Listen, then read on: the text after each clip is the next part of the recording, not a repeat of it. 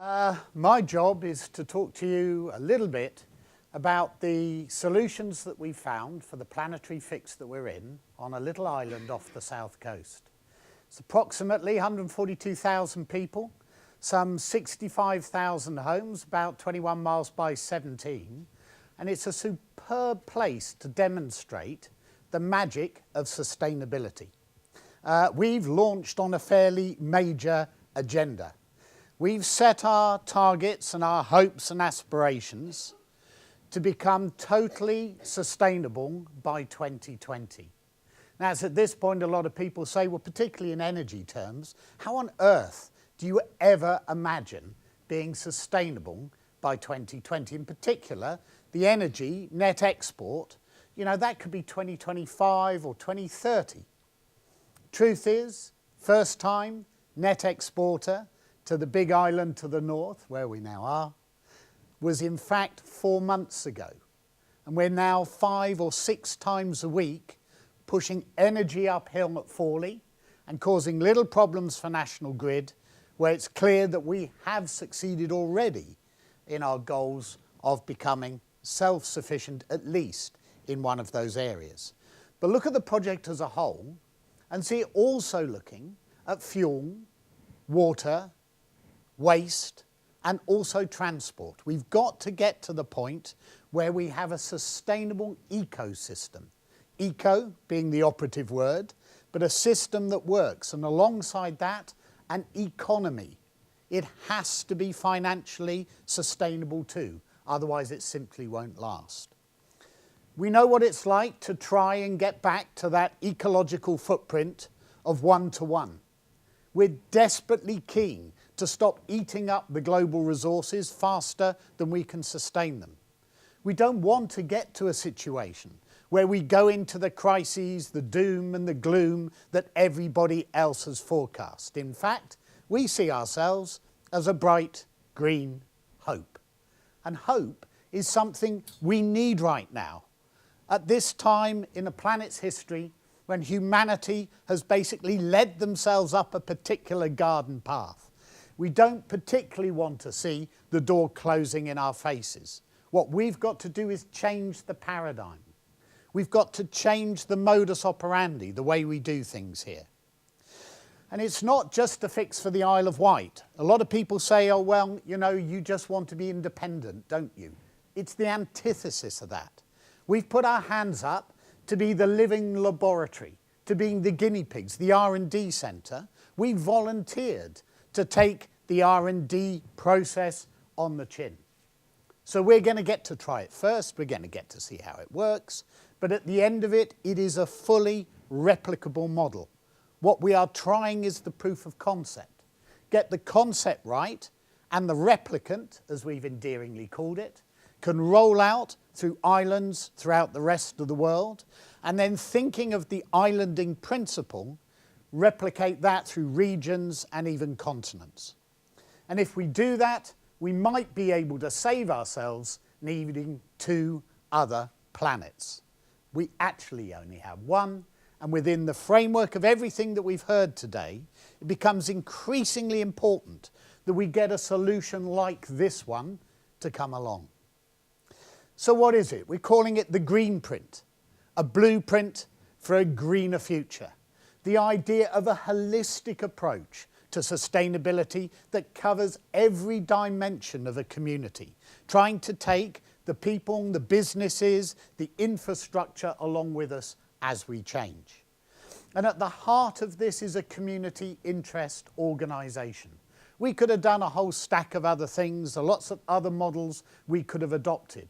But this has been community grown and led. It came out of an idea that actually ended up gestating in a pub. 300 of us in the end meeting in the pub. A small business association formed, the community interest company formed out of that, and the leadership that has come through that organisation has taken us right the way up to global level, right the way up to talking to the Director General of the Environment and Energy in Europe, and all the way through the political machinery that surrounds all of this and helping us to make it happen. The spirit of the community is at its heart.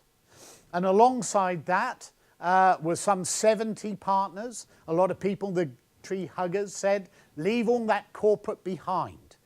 Corporations are at the hub of the future. Changing them, changing their dynamics, bringing them along for the ride is part of what we set ourselves out to do right at the beginning. Alongside that, 80 merchants on the island using our greenback card, giving discounts to people and rewarding good green behaviour, leading a green trail of crumbs across the earth that they can follow, is part of the motivations that we've used to bring the community on board. And that's a bit of a dizzy diagram. You can't see the names, that's intentional. But that is the start of our stakeholder network. Some of those at the top 15 of those are corporations. The total hinterland of the project now is about 3,000. The total number of employees, very recently, 3. And that's the difference. That's what a network of spirit and community action can provide. And there's a few of the big names that sidled up to us to help us on our way. And it is a tremendous privilege to have those big organisations putting their shoulder to the wheel. Over 2 million quid's worth of help and support with no guarantee of sales or making any money out of it or anything else. They came to us just because they believed in what it was that we were doing, just because they wanted to see us succeed. And they backed us with a whole range of technology understandings and underpinned us with modelling and financial help and all sorts of other mechanisms to help us along the way.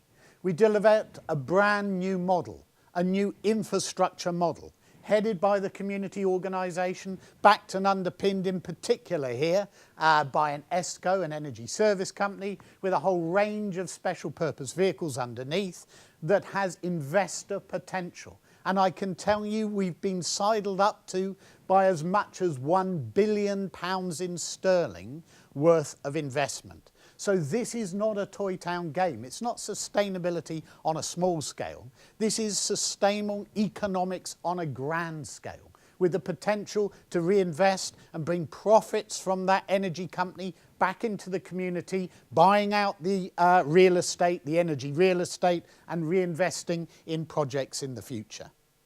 We had a charter, which is the glue that holds it all together, setting out where North is right at the start and saying if you don't measure up, if you don't align with North, you're not part of our team. We also had a vision of what it would look like. One of my favourite mind maps. There are 77 of these, each one of them distilling the thought of how to integrate all of this technology. At the hub of this, a central brain, some smart technology in the home, some smart technology in the businesses, smart transport, all integrated together, balanced off, netted, and also managed with the idea of driving energy use in the island or all the way down. Smart grid at the hub of that, not in this case just a concept, but a reality of being able to manage energy right down to 30%. So you take it from where they are at the moment, paying £100 a month, say, and we have people now who are paying £7. Just simply because we've been able to get into the homes with the community spirit that exists and make those changes and differences. And the smart technology, it's stuff that's been talked about at seminars all over the world, but I'm sick of slideware. I'm sick of going to conferences and hearing how it could be done. We decided to just put a foot forward, to start installing, and we were doing it all last week and the week before, into the homes and integrating those technologies and bringing them forward as the demonstrator of the solution. In these houses, we managed on average to halve the carbon footprint, 7 of these houses, and about half the cost. And we also managed to develop a system of home energy management, which will enable us to have control over appliances, over technology. And this isn't Big Brother. This isn't invasive. This is a subscription service. You get to choose if you want it, and it helps you in your life. You can sit at home or at the airport when you're coming back and put the heating on an hour before you get home. Instead of having my beer fridge on all the time, I can put it on a couple of hours before my mates come round, linked to an application in Google. There's a whole series of ways in which we can be smarter about the way we live, manage the resources more efficiently, both in the home and also, of course, in business. It's no good doing it just in the small end user. You've got to do it on the grander scale. And transport. I'm sat there driving an electric vehicle, the Mini E I had for ages, and I drove that for 6 whole weeks without a single kilowatt from the grid. They rang me up and they said, you haven't used the car. I said, I used it every day. They said, you haven't been charging it at home. I said, I have. And they said, but you haven't used a kilowatt of electricity. I said, no, but I got solar PV. I wait till it was sunny and the background in the house was low and I put it on then. And it's just about changing the way we think about things, changing the way we do things, thinking about how we can buffer those renewables and put them into other technologies, like hydrogen, splitting water, putting it into a fuel, using it back in the house, putting it into vehicles, using it to extend the range of vehicles and give you ordinary petrol-like performance and range, and then using it as a buffer for the whole technology solution to take all that energy that you're generating from renewables and pile it into a storage that can go back into the grid, back into fuel, back into houses later, even into a hydrogen barbecue. And then you start to mix the technologies. We've got geothermal, energy from waste, solar PV commercial. We've also got the opportunities of wind and small wind technology backing all of that up.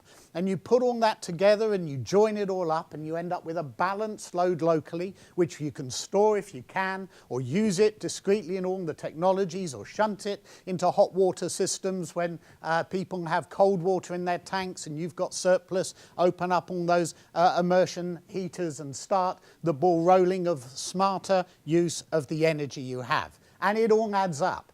It doesn't just add up in a small way. We've had some extraordinarily large organisations and governments look at this now, and they think it adds up better than fossil fuels.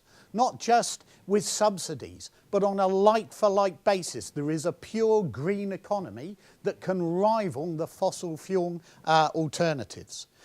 And out of it spins a whole load of benefits to the community. So we're having an eco-centre boosting ecotourism, 300 visitors coming to the Isle of Wight. We can see the way it's going to transform the whole island, give it a USP. We've identified a few great areas for that, and the island's blessed with great resources. And of course we've got jobs. Jobs are coming out of it. Prosperity for the people of the island. I mean, it works on every level, this. It's not just greenwash. This is the real deal. It's the proper way to take sustainability forward, backed up by economics with an opportunity to roll it out in other places around the world. And don't forget, you've got to make it cool to be green. People are tired of giving up stuff. I've got a hot tub. Why have I got a hot tub? Because I like to feel that with the solar PV I've got on my roof, I can afford to have a little bit of fun still. I have an idea of a pink convertible Cadillac running on hydrogen. Not particularly because I want a pink Cadillac, because I want to drive change. I want to confront people with the fact they don't have to give everything up, they just have to think differently. 90,000 people, Isle of Wight Festival, something like I think 30 minutes plus of screen time, changing people's hearts and minds. We've got a tremendous opportunity at the moment to use the mechanisms that we have in communication globally, Facebook, Twitter. We've got massive followings there, at Ecoisland Hub, if you're looking for that one. Join us in the conversation, get involved, and I'm even in the record business now.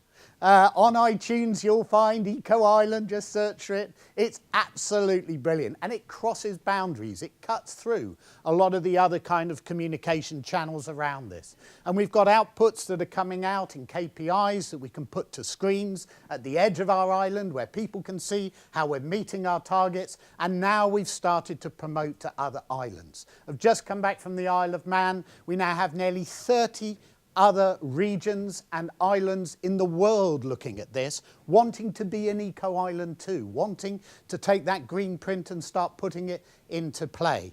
We had a massive global summit where a number of these countries actually came to see how they could use the cookie cutter, the Isle of Wight version of events, and apply that to their region or their part of the world. Do that on enough scale and you can start joining all those dots up, and there's nothing to say that a continent can't be an eco-island. We've started something small in the Isle of Wight. It's significant. People have signed up to join us. They're pointing north too. And I say it can't be wrong to be pointing in the right direction.